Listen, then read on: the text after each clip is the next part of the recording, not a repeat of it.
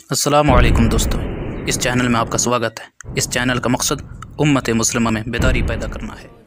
لیکن جب صرف کرامات ہی بیان کی جائیں گی، معیار ولایت بیان نہیں ہوگا، تو مختلف لوگوں کی شعبدہ بازیوں کو لوگ کرامت سمجھ لیں گے اور ان کے پیچھے چل کے اپنی دنیا اور اپنی آخرت برباد کریں گے۔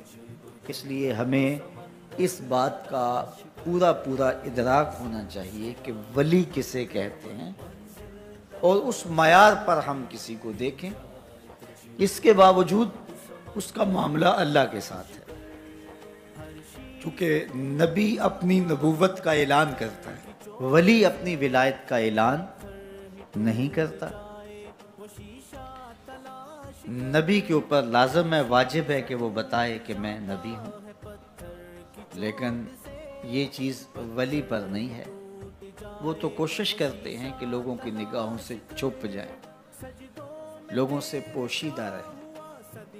وہ اپنی ولایت کے لیے تشہیری مہم نہیں چلاتے، بلکہ وہ خلق خدا کی رہنمائی کا فریضہ سر انجام دیتے ہیں اور اللہ کی رضا جوئی کے لیے کوشاں رہتے ہیں۔ کرامات کا صدور ہو جانا ممکن ہے، اگر کوئی کرامت صادر ہو جائے تو اچھی بات ہے، لیکن یہ ان کا مقصود نہیں ہوتا کہ ہم سے کسی کرامت کا ظہور ہو۔ کبھی کبھار کسی ایسی حالت میں کسی کرامت کا صدور ہو جاتا ہے۔ تو ولی دو صفات کا حامل ہے، الذین آمنوا وکانوا یتقون، جو قرآن نے بیان فرمایا۔ ایک تو وہ مومن کامل ہوگا، کامل مسلمان ہوگا، اور دوسرا وکانوا یتقون، وہ پرلے درجے کا متقی ہوگا، اعلیٰ درجے کا پرہیزگار ہوگا۔ اس کی زندگی تقوی سے عبادت ہوگی، اس کے شب و روز حزم و احتیاط سے گزریں گے، وہ شریعت بیضاء پہ عمل پیرا ہوگا اور شریعت کی جانب سے منع کردہ چیزوں سے اپنے آپ کو بچا کے رکھے گا۔ اس کی زندگی کے اندر لغویات نہیں ہوں گی، اس کی زندگی کے اندر فضولیات نہیں ہوں گی، اس کی زندگی منظم اور مرتب ہوگی۔ وہ خواہشات کا اسیر نہیں ہوگا، وہ آرزوؤں کا بندہ نہیں ہوگا، وہ مال و زر کا پجاری نہیں ہوگا، وہ ہوس زدہ نہیں ہوگا، وہ لالچی نہیں ہوگا، متکبر نہیں ہوگا، متمرد نہیں ہوگا، سرکش نہیں ہوگا۔ اس کی نظر لوگوں کے دلوں پہ ہوگی، لوگوں کی جیبوں پہ نہیں ہوگی۔ وہ خواہشات کی دنیا کا باسی نہیں ہوگا، بلکہ وہ اللہ کے قرب کا متلاشی ہوگا، اور قرب کی جو منزل اسے میسر ہے اس سے وہ آگے جانا چاہے گا۔ اس کی آرزو یہ ہوگی کہ مجھے اللہ کی قربتیں اور نصیب ہوں۔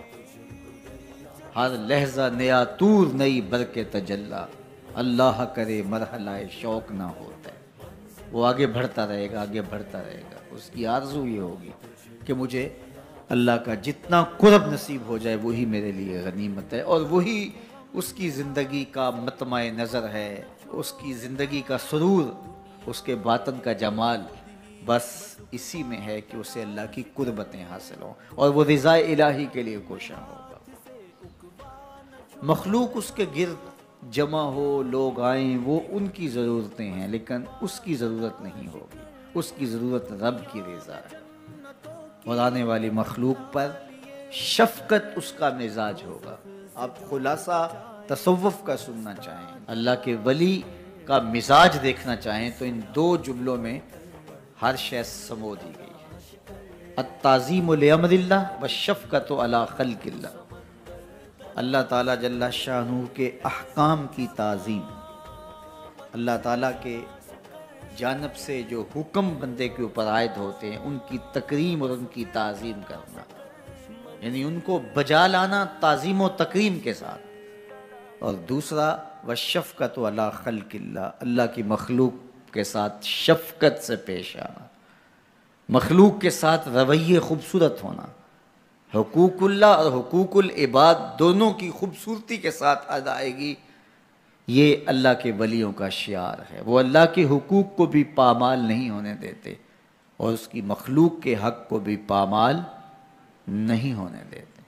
اور حقیقی صوفی وہی ہوتا ہے جو اپنے رب کے حقوق کی بھی پاسداری کرے اور لوگوں کو بھی اذیت نہ دے اور لوگوں کے حقوق کا بھی پورا پورا خیال رکھے، اس کا وجود ضرر کا سبب نہ ہو، نفع کا ذریعہ ہو، اس کا وجود لوگوں کے لیے ہدایت کا سبب ہو، گمراہی کا سبب نہ ہو، اور وہ لوگوں کے لیے راحت اور رحمت کا ذریعہ ہو، زحمت کا سبب نہ ہو۔